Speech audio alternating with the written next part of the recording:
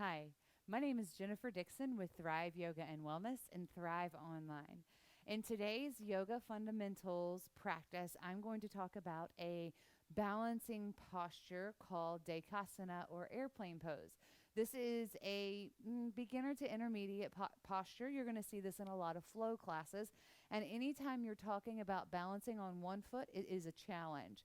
Keep in mind, the softer the surface, the more difficult the balance will be. So I definitely recommend practicing your balancing postures, especially if you're not in a class and you're doing it at home, like on your hardwood floor or your tile or your linoleum. The carpet, especially really heavy padded carpet, is going to make it a little more challenging to get your balance. So with Airplane Pose, which is a modification of Warrior 3, you are going to be standing on one foot. Now I'm going to start out with my right foot, the one that's on the ground. What often happens when you are doing your balancing postures is the balancing foot likes to almost pigeon toe in. That is definitely a matter of your anatomy.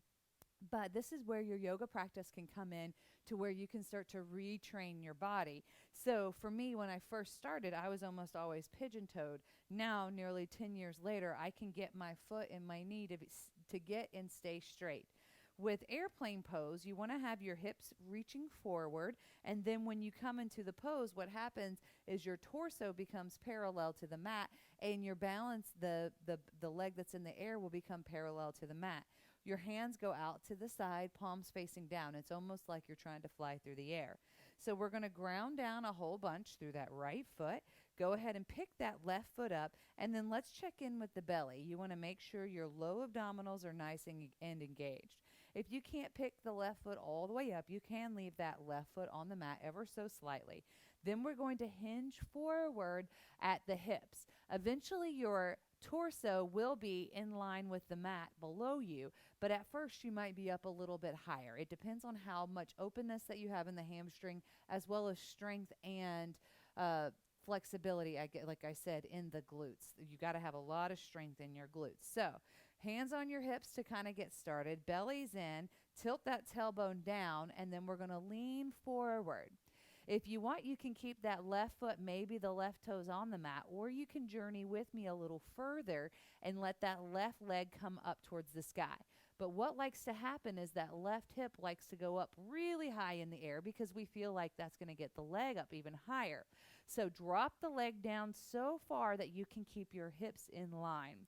Now, if you notice, what likes to happen is your belly likes to droop, and that again helps you to lift that leg up at first. But then what it's doing is it's disengaging the abdominal muscles.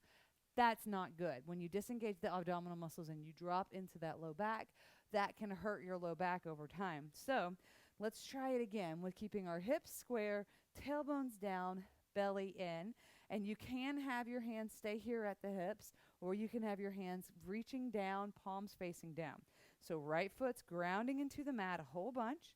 We're going to go ahead and tilt the torso forward while we lift the left leg up. Gaze is forward of your mat. Left foot is actively pressing into that imaginary wall behind you.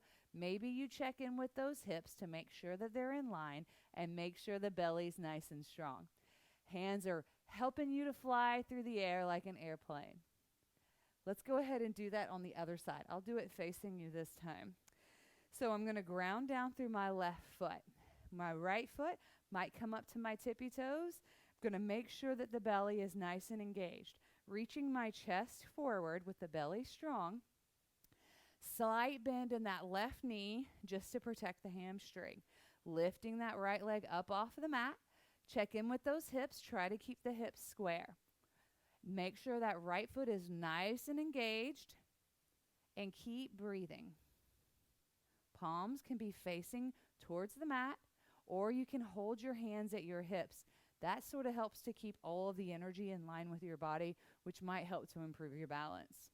Once again, my name is Jennifer Dixon with Thrive Yoga and Wellness, and thank you so much for watching today's tutorial on Airplane Pose or Dekasana. I can't wait to see you again soon. Bye-bye.